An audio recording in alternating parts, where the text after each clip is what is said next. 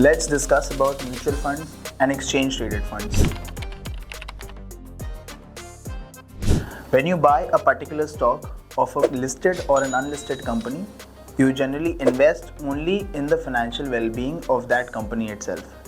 But with a mutual fund or an exchange traded fund, you are able to diversify your own portfolio across multiple securities, be it stocks, bonds, InvITs, REITs. It helps you in diversifying your portfolio as per your risk profile, as per your time horizon, and also as per the availability of these securities in the market. Mutual fund as an asset class helps retail investors to pool their money into different asset classes in different formats into number of securities as per their own liking. On the second hand, exchange traded funds are listed funds which can be bought or sold at any point of time.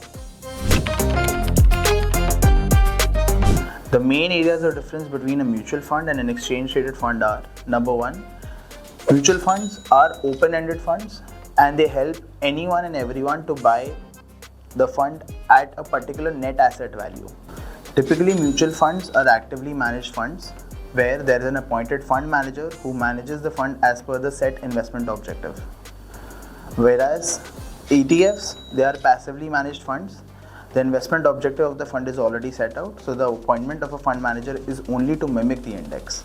Typically, actively managed mutual funds are charged anywhere between 1 to 2% in terms of management fees, whereas ETFs have an expense ratio varying from 10 basis points up to 50 basis points. Therefore, they tend to be far more cheaper compared to an actively managed fund.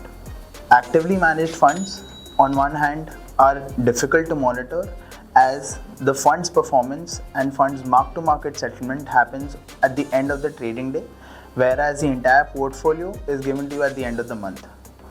Therefore, to monitor the portfolio, wealth managers, retail investors, they eventually look at the portfolio at the end of the month itself.